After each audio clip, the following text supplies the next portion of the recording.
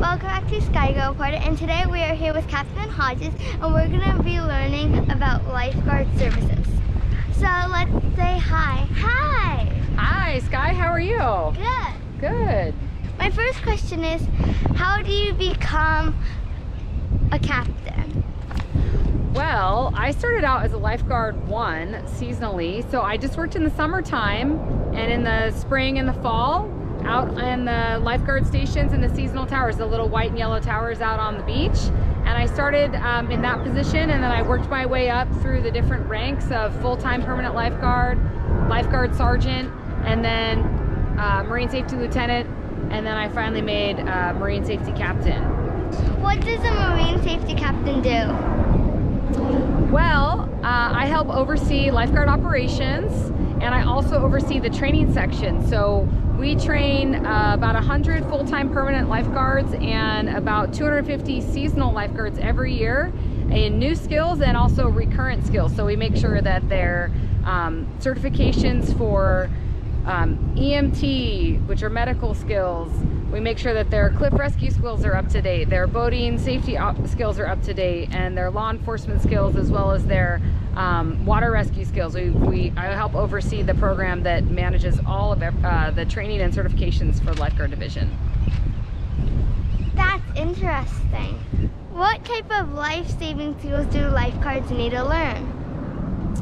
Well, in addition to water rescues, which lifeguards do using a can and fin, a rescue can and fins, a rescue board. Lifeguards are also boat operators, so they operate rescue watercrafts inside the SCURF, which is basically a PWC or a jet ski. They operate bay boats, fire boats, and boats out in the surf line. We also make cliff rescues, swift water and flood rescues, and we also do dive rescue, so scuba dive rescue. What's the hardest rescue to do? That's a great question. You know, it all depends on the situation. It can all be very difficult. So sometimes our folks make rescues in surf that's 10 to 20 feet. Boat rescue can be really difficult because of all the different elements: wind, wave, surges, surf, and then also our cliff rescue is very technical, and you can be rappelling or rescuing folks anywhere from 50 to 150 feet up in the air on a cliff. And our swift and floodwater rescue team, they also make some really tough rescues. So really it just depends on what the conditions are for that particular rescue, but they all can be very technical and very tough. How many people do you save a year? Well, we average anywhere from 5,000 to 7,000 water rescues every year, and right now we are averaging just under about 100 cliff rescues each year. Wow. Do lifeguards need scuba training? So yeah, all of our full-time permanent staff have an open water scuba certification, which means they're certified and qualified and they've completed the training so they can dive up to 60 feet. What type of challenges do lifeguards have to face? Wow, well, lifeguards wear a lot of different hats. Like I've mentioned, we make water rescues, cliff rescues, swift water rescues. We do dive rescues and recovery. We're EMTs, and we respond to medical aids, and we do law enforcement. Make sure that all of our staff train throughout the year and on a regular basis in each of those areas so that they stay really proficient at those skills. What type of law enforcement duties do the lifeguards have? Well, lifeguards, our lifeguards here at the BSU Boating Safety Unit, they patrol Mission Bay, and they are peace officers, and so they do boat stops and make sure that all the boaters on Mission Bay are behaving in a safe manner and operating their vessels safely. And then out on the beach and on Mission Bay, on the beaches in Mission Bay, they enforce the beach rules and regulations. Can lifeguards arrest people? So yes, lifeguards can detain people on the beach. Typically we try to get our partners with San Diego PD to come and help us out with that so that we can focus on our primary duties, which are beach and water safety. What type of dangers do swimmers face? So some really important things to remember when you come visit the beach is always swim near a lifeguard. The conditions do change throughout the day depending on the tides and if there's swell coming in. But some things to think about: if you're out on Mission Bay, there is a drop off. So sometimes the water can go from knee deep to overhead in a single step. And then out on the ocean front, rip currents are the biggest danger. That's where we make most of our rescues, is in the rip currents. So an interesting thing about rip currents is when you go to the beach and you look, what you'll see is the area where there's no waves breaking, and people who don't go to the beach on a regular basis will think, oh, the waves aren't breaking there, that must be a safe spot for me to swim.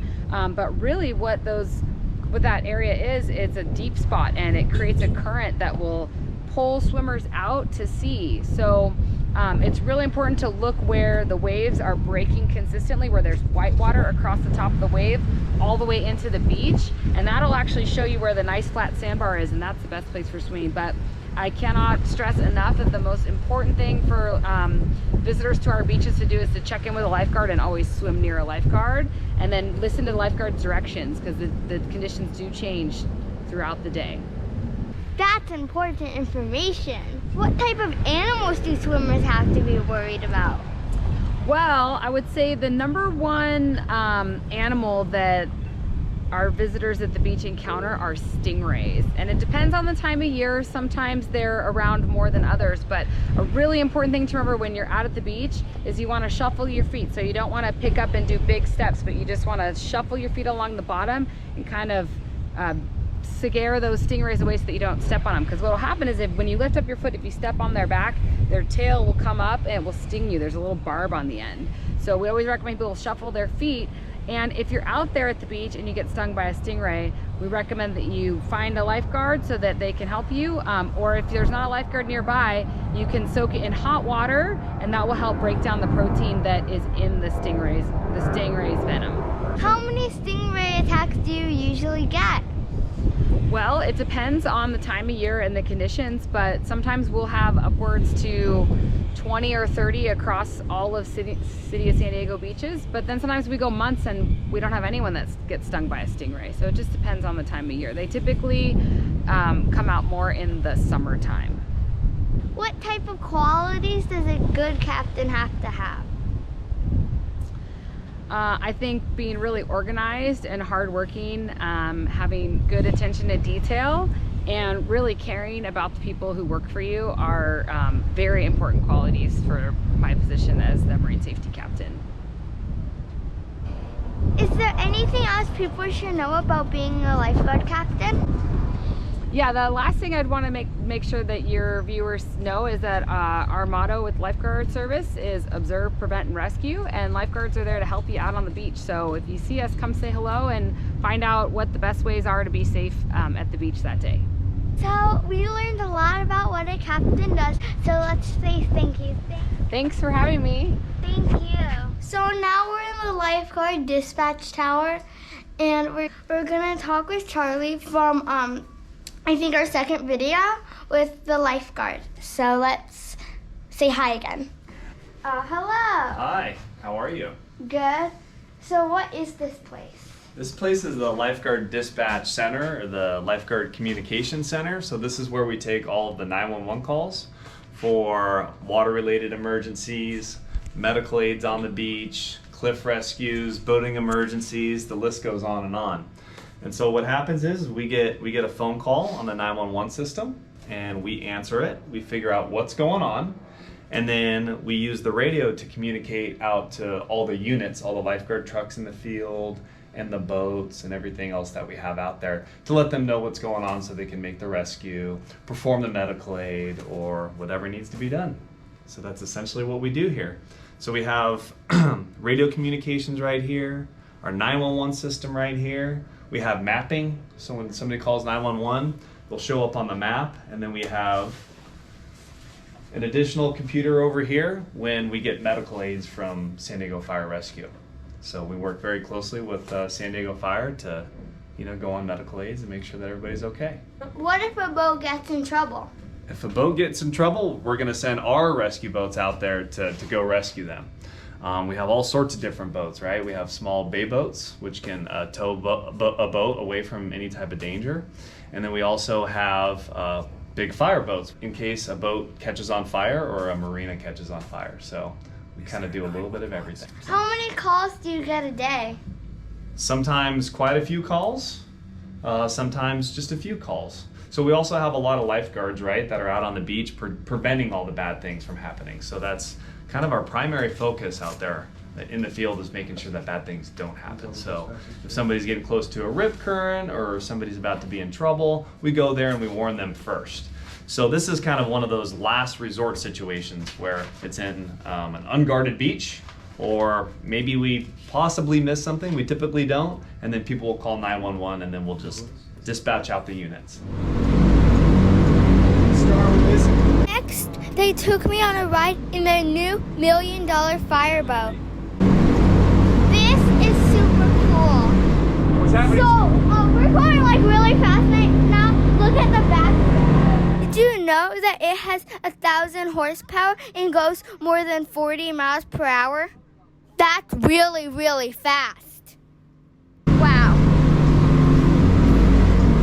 I can't even see where it came from. I know we went past 2 or 3 bridges, so. I'm a pretty good swimmer, but they still made me wear a life vest. You don't want to go out there.